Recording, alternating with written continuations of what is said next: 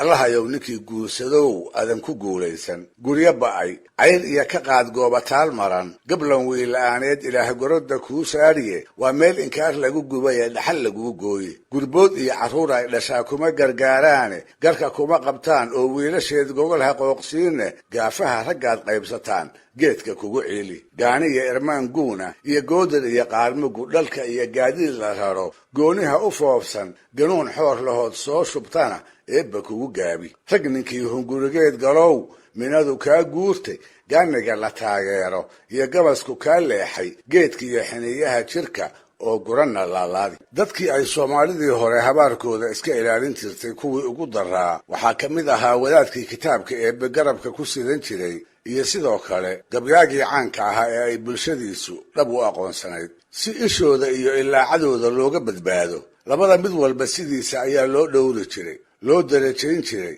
loogu hagar bixi jiray hadduu waxtar u baahdo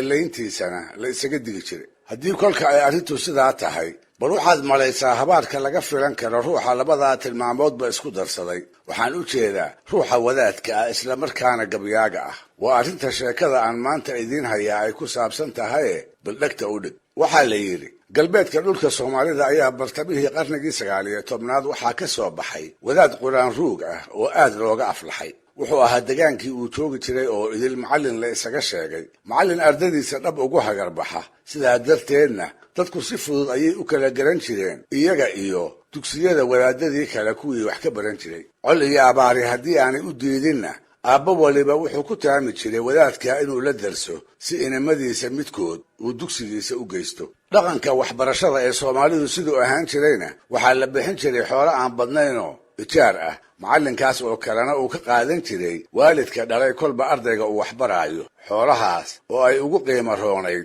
qaalin geela oo wadaadka la guddoonsiin jiray kolka wiilasha midkood uu qur-aanka u dhammeeyo inkastoo uu sano 50 madaxa la galay haddana macallinku weli reer ma uu yeelan weli ma uu guursan maxaa yeelay xoolo uu yarad isaga bixiyaa xeradiisa kuma jirin guurkuna sida la og yahay waayadaas ma fududayn oo nin waliba gabadha uu dhalay ee u korta wuxuu ka filan jiray in laga siin doono geel fara badanoo kolkolka qaarkood 60 halaad ay tiradiisu kor u dhaafi jirtay sidaas awgeed gabdhaha way ku xisaabtami jireen oo inta badan ninkii laba laga guursadaa wuu ka hodmi jiray inkastoo dhaqan ahaan ay wiilasha ka jeclaayeen dadkaas oo la oran jiray macallin axmed maxamed aw ibraahim aw sidiiq ayaa maalintii dambe waxaa dugsigii ugu yimid nin uu garanayay dadka degaankaana ka tirsanaa waxaa ninka la socday wiil markaa 10 jirsaday oo uu keligii wiilal ka lahaa kaasoo uu dugsiga u keenay in qur-aanka lagu baro madigaa ka sokow wuxuu ninku lahaa 2 gashaantimoodoo ciddii aragtaaba ay quruxdooda la ashqaraartay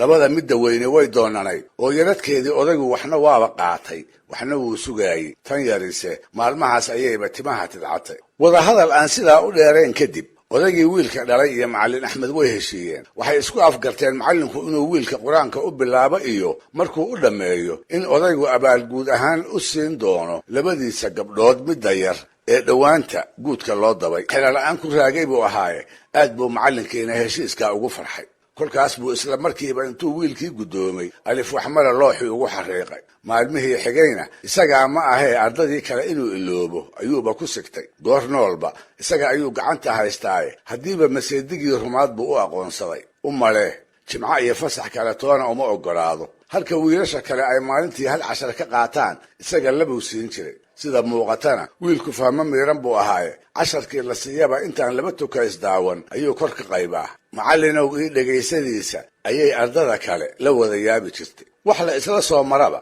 qarartii qur-aanka loo bilaabay kolkay 2 sano ka soo wareegtay ayuu wiilkii casharkii ugu dambeeyey ka soo baxay halkaas buu qalinkii ku jebiyey isaga oo 12 guu ay markaa u dhammaadeen dabadeedna ballantaa ahayd goor subaxa ayuu macallin axmed kabihiisii iladay wuxuu u dhaqaaqay xagga reerkii wiilka dhalay iyadoo markaa ay xoolihii dareereen ayuu u tegey odagii oo golihii geelaysa weli hor fadhiya isnabdaadin kadibna wuxuu weydiistay ballantii ay lahaayeen inuu fuliyo gabadhiina uu u dhiso kolkaasba odagii cabbaar hadalkii ku xirmay marba dhinac ayuu u jeestay dabuubta wadaadka wax uu kaga jawaabo ayuu doondoonay ugu dambaystii ayaa waxa alla ka keenay wadaadow runi ra kama naxiso waa tii lagu maamaahay tu kalena waatay ahayd geelna waa galgashaa ragna waysgediyaaye ballanteennii sideedii ahaan mayso waxaad igu leedahay qaalintii geela ahayd ee aad ka qaadan jirtay kolba wiilka aad qur-aanka u dhammayso sidaas awgeedna arrintii gabadha iska ilow oo isaga samir awal baan aad ugu fududaaday oo ku degdegay linkii dhegihiisii ayuu rumaysan waayey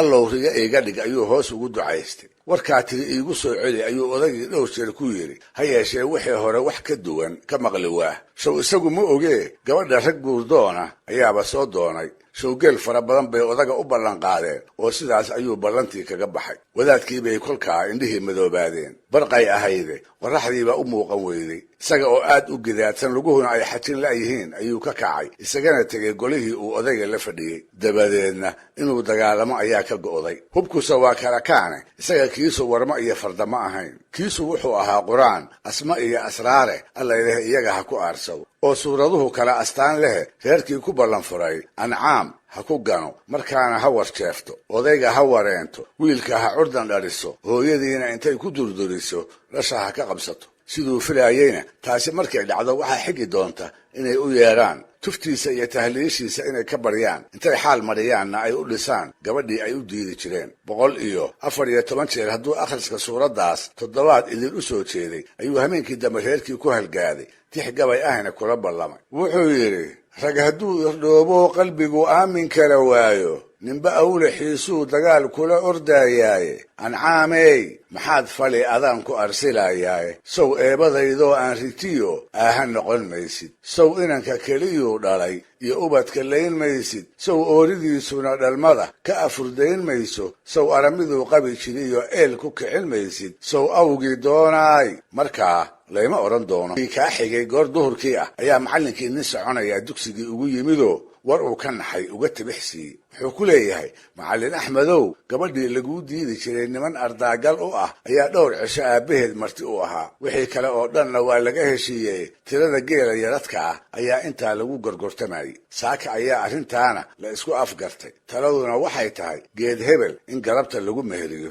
wadaadkii baa markaa haddiiba go'aan gaaray wuxuu goostay gabadhaas iyo ninka soo doonay inuu isgafsiiyo inuu goobtaa tago kana tiriyo gabay habaara oo kaa soo doonay iyo ninkii kale oo maqlaaba ay kaga cararaan wax yar kadibna geedkii gabadha lagu meherin lahaa oo aad loo soo buuxiyey ayuu isa sii taagay nin garanayay iyo nimaan garanaynba mar qura ayaa la wada aamusay isna meel laga wada maqli kara intuu joogsaday gabadhii oo gabdho kale kob gees ah la fadhidana murugsitada ku fiiqay ayuu yidhi naagtaa gadaafaha qabtiyo culimo gaadeeda naagtan gugeedii maraha tira ku gowsiiyey guduudkeeda unbay arkiya kuma gudayaane allahayow ninkii guursadow adan ku guulaysan guryo ba'ay cayr iyo ka qaad goobataal maran gablan wiila'aaneed ilaah gorodda kuu saariye waa meel inkaar lagu gubaye dhaxal laguu gooye gurbood iyo carruur ay dhashaa kuma gargaaraane garka kuma qabtaan oo wiilasheed gogol ha qooqsiine gaafaha raggaad qaybsataan geedka kugu ciili gaaniya irmaan guuna iyo goodar iyo qaarmugu dhalka iyo gaadiid la raro gooniha u foofsan ganuun xoor lahood soo shubtana eebba kugu gaabi rag ninkii hungurigeed galow minadu kaa guurtay gaaniga la taageero iyo gabasku kaa leexay geedkiiyo xiniyaha jirka oo guranna laalaadi qurax ayaa geedkii lagu kala cararay ninkii guurdoonka ahaa iyo raggii la socdayna geel wixii ay hormariyeen ayay odagii ka ceshadeen wadeeco allah iyaga oo ku haya ayay reerahoodii u jaxiirteen gabadhiina laba dambe isuguma imaan gabaygaas ninkii maqlay iyo kii loo sheegayba 4 geedi buu ka fogaaday sida la sheegay iyada oo weli gabar ah ayay gabowday waayadii dambana waxay ku sheekayn jireen macallin axmed baa laga gaaray dhegaystayaal barnaamijkii dhaqanka iyo hidduhu maanta halkaa inoo joogo